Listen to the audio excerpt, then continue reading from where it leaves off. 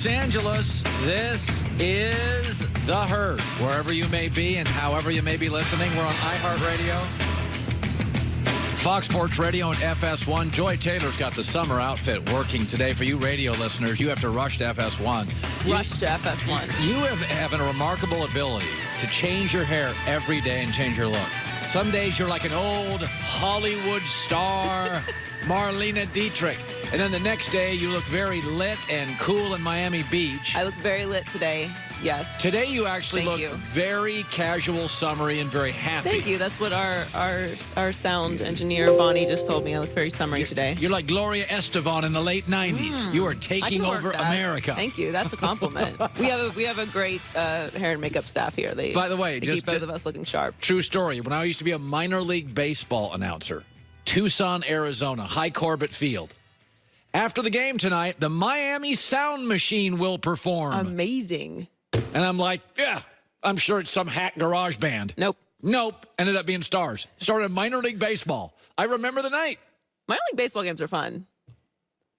And much cheaper than Major League Baseball. I wish they would do, we're going way off the rails here, but I wish they would do with the G League what they do with minor league baseball. Kind of quirky and fun and goofy and, Theme nights. Yeah. So we start our show today. We're officially into football. We're 50 days away from Packers going to Chicago. Arizona and Denver's running backs, rookies, all report today, a week out from camp starting, okay? And I want to talk about the Cowboys again. So this is the story this morning on Ezekiel Elliott. This is Charles Robinson at Yahoo.com is a very trustable guy. He said if the Cowboys aren't proactive about a new deal 2 years out on Zeke, this thing's going to go sideways fast. Pro Football Talk reports Ezekiel Elliott hold out until he gets a new deal. So once again, Ezekiel Elliott is creating organizational tension right before a season. 2 of the last 3 years, one of them a judicial matter, now this one. 2 years out from a new contract.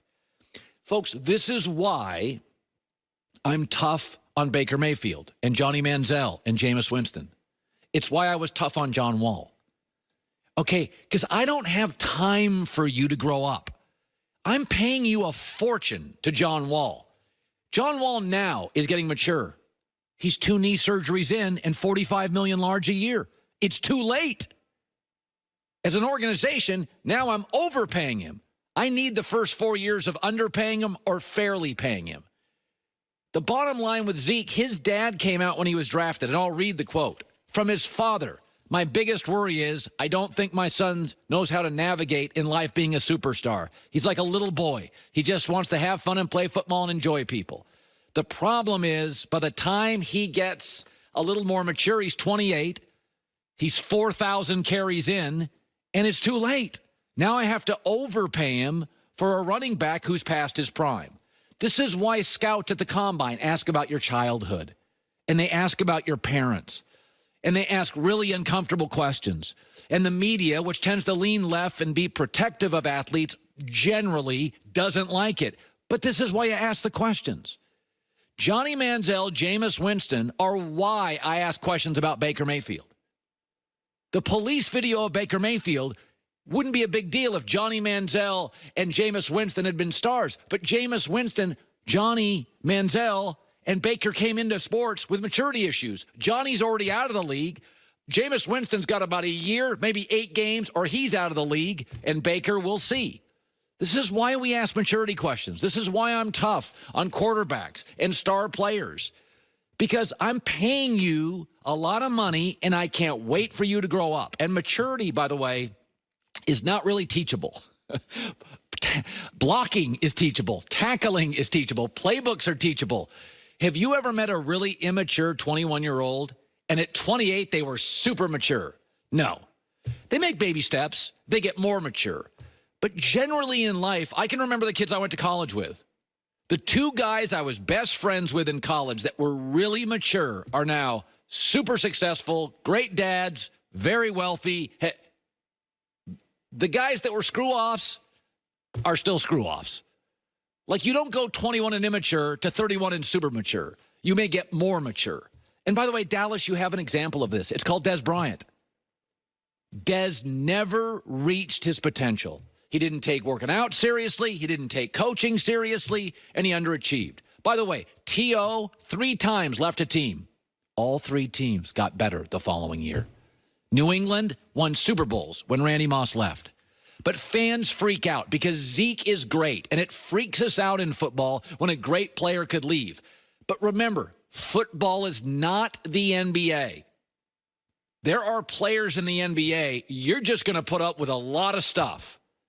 But the NFL's always been about letting guys go who are still great and have stuff left in the tank. Peyton Manning won a Super Bowl, and Indy knew he could win a Super Bowl. Brett Favre still had stuff in the tank. Joe Montana went to Kansas City, still had stuff in the tank. You've got to get comfortable in professional football in America. The basketball culture is not the football culture. NBA players are generally more important. Only 5 starters, only 12, 13 in the roster.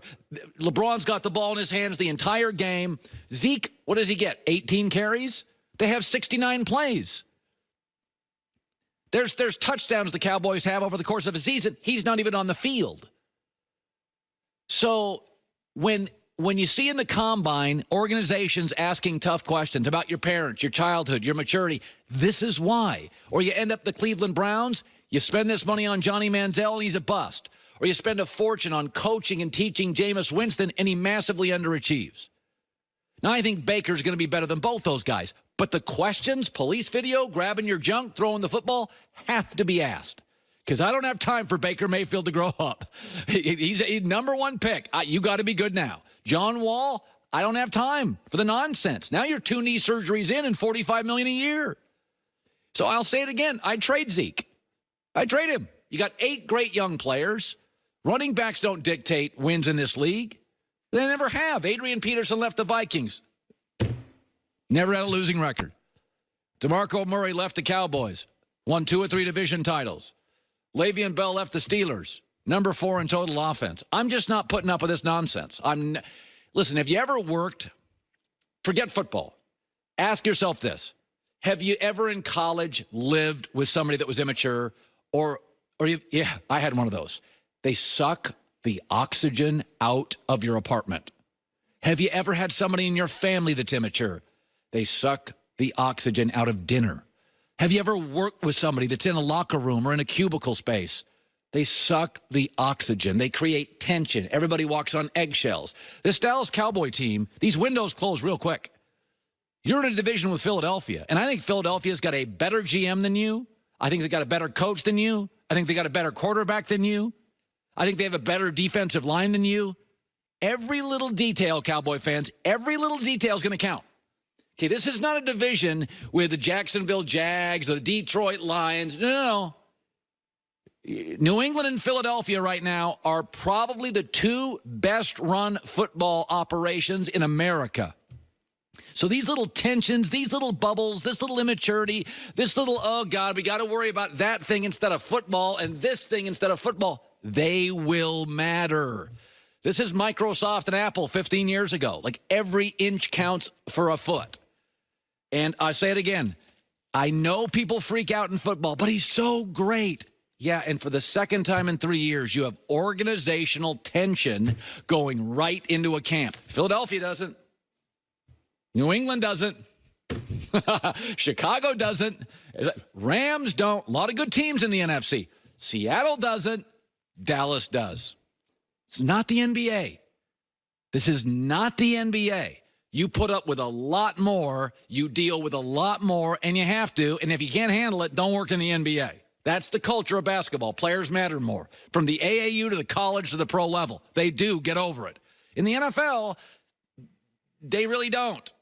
And you can move off players. T.O. 3 times. All teams got better. Des Bryant, Randy Moss, teams get better. It's amazing. It's like this is the second time. 3 years. Nonsense. 2 years out. Dealing with this. Tedious. I want to go to this. So we are 50 days away from the start of the NFL season, Packers-Bears. But that's not really football. Today, Arizona and Denver rookies report. In a week, the camp start. And one of the reasons I'm a huge college football fan, Joy and I both love college football, But over the last 4 or 5 years, people have said to me, you've reduced your college football talk. And I said, that's because hope left the building. I'm a big believer in hope. I want fan bases to be engaged. So the more of you that are engaged, the more I can talk about a sport. And aren't you all real happy about all the NBA parity? Isn't everybody telling me via Twitter, I love the NBA parity? Because next year, like 16 NBA teams, it was like hopeful.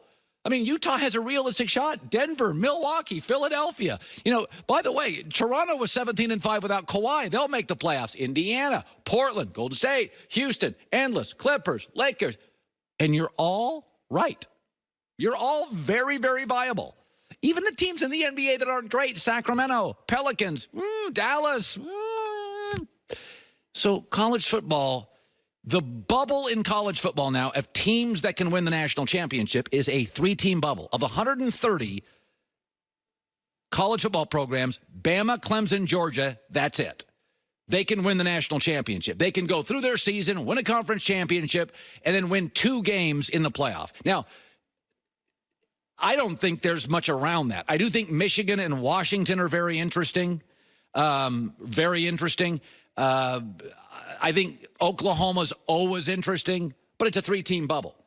This is why the NFL is fantastic. And I was thinking this morning about, I always talk about these bubbles. Who's in the Super Bowl lead bubble? I think there's 6 teams in the NFL that should be favorites. Roster, coach, organizational, quarterback. And the 6 teams are New England, Kansas City, Indianapolis, Philadelphia, Rams, Chargers. I think that's the bubble. But in the NFL, I also think there are 11 teams that hover around the bubble. Now, they may need a fluke win. They may need a break in scheduling. They may need to stay healthier than other teams.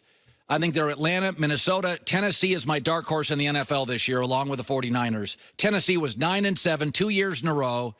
Best offensive line, arguably in the AFC, and Mike Vrabel appears to be able to coach. Pittsburgh, Saints, San Francisco's my second dark horse team. I think Kyle Shanahan's the next Belichick. Seattle, Chicago, Green Bay, Dallas, and Houston. Now, I think those teams can win a Super Bowl, but I do think they need a series of breaks. Their personnel's good enough to win, unlike college football. Their personnel's good enough to win. They may be not quite as good at head coach, or they've got a real hole. San Francisco's secondary, Tennessee, Mariota, can he ever stay healthy? Houston, God, I like the team. I hate the offensive line. Those are teams that need a break, need a fumble, need a fluke, need a call, need to stay healthier. Probably all those bubble teams need like 2 of their rookies to pop. Like they come in and you're like, oh my God, we got a rookie here who may get Pro Bowl votes. But when you add that up, that's 17 of 32 NFL teams. That's called optimism. That's what everybody's excited about the NBA next year. That's why I've moved off on my show, College Football Talk. My love for college football hasn't dimmed. I watch more college football than I've ever watched. I bet more college football.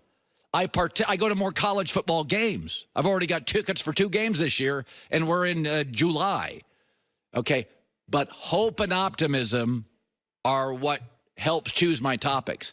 And we are starting here. I think we got 6 in the bubble, 11 hovering. And I will even throw this in. I think there's 5 other teams in the NFL that are talented enough that their fan base can lie to themselves that they think they can win the Super Bowl. I was just about to say, there's probably a couple teams who are a little angry right now. Okay, so there's 5 more. So now we're at like 22 of 32. Cleveland is too young to win a Super Bowl. The Jags are too Doug Marrone. The Jets have too many new pieces. Carolina's too inconsistent. And I do think the Ravens' ceiling is too low. But those teams are good enough at a bar, their fans could argue. I mean, Cleveland's got the players. But Jacksonville, by the way, sees too much of Andrew Luck and too much of Deshaun Watson. I don't think they're going to get out of their division. So now I got 6 Super Bowl, 11 bubble, and 5 who can argue about it at a sports bar. 6, 11, 17, 5, 22 of 32. That's called optimism. That's called hope. That's why, along with other reasons, the NFL continues to be king and why the NBA may have its best regular season in a decade next year. If you can go to a bar and argue you can win it, that is great for my business. 6 in the bubble. Chargers, Chiefs, Rams, Patriots, Philadelphia, Indy. 11 hovering the bubble. Atlanta, Minnesota, Tennessee, again, my dark horse. Pittsburgh, New Orleans, San Francisco, dark horse in the NFC. Seattle, Chicago, Green Bay, Dallas, Houston. And 5, you can have 2 Bud Lights and argue at a bar. You can win, but you're wrong. Cleveland, Jags, Jets, Carolina, and Baltimore. God, I love football. It's so close. This is so